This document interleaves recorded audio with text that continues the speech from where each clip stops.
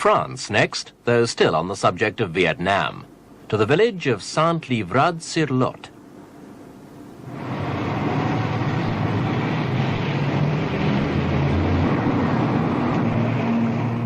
Saint-Livrades, a prosperous village of 5,000 people set in the rolling farmland of Aquitaine. In most respects, Saint-Livrades' appearance is typically French. Its shops, its church. But the character of Saint-Livrades a little less Gallic on market day. For then, some of the shoppers who come look distinctly Asiatic. In fact, this woman's Vietnamese, one of 450 or so who live outside the village. Though as many as 80,000 Vietnamese live in France, for a small town, Saint-Livrades got a larger than average share.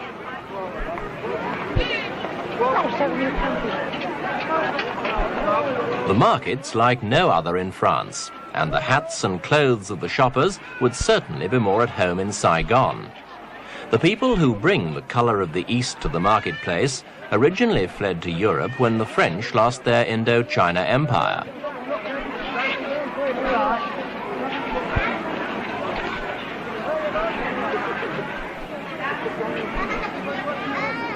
Vietnamese rub shoulders with French families and stallholders, many of whom now cater for the exotic tastes of the Asians.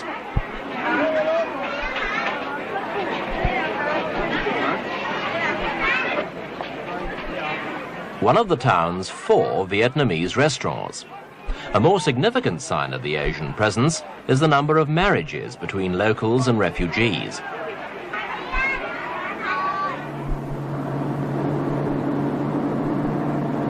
The market day visitors journey in from outside town.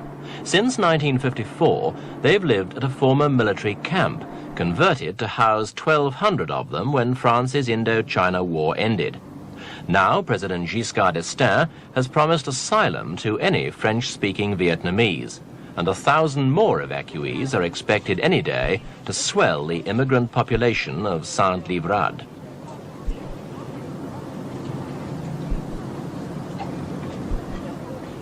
Even after 21 years, the Vietnamese community clings to its customs. Shunning the camp church, most of the older Vietnamese choose to worship the gods of their ancestors.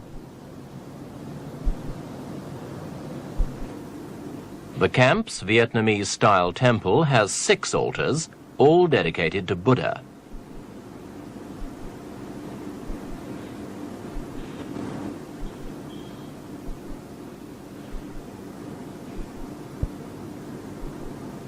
The altars are all meticulously maintained, surprisingly colourful in the otherwise drab military surroundings of the camp.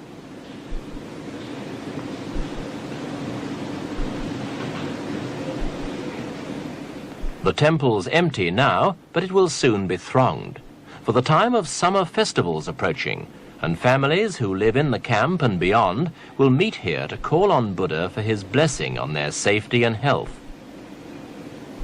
Religion and tradition apart, the Vietnamese have gone more than halfway towards accepting the life of their adopted country. Of course, for those born in France, the task is easier.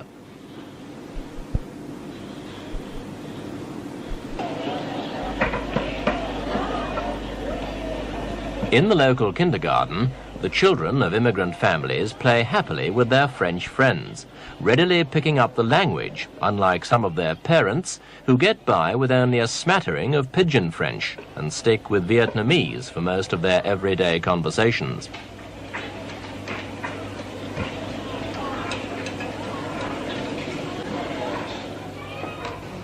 Employment for the Vietnamese has been provided on the camp.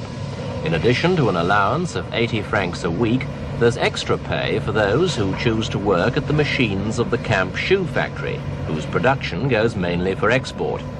It's a far cry from the paddy fields of Southeast Asia, though for the younger Vietnamese, this is the only work they've known.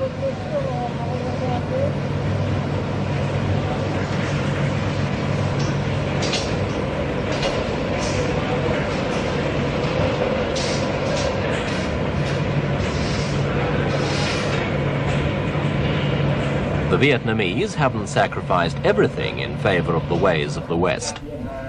The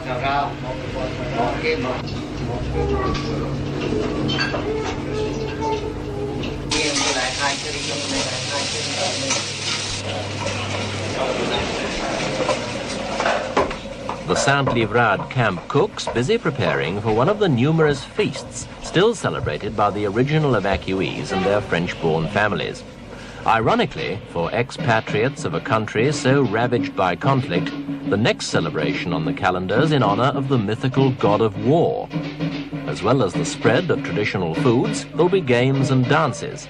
A festive time for the inhabitants of this little Vietnam, untouched by the reality of the upheaval at home.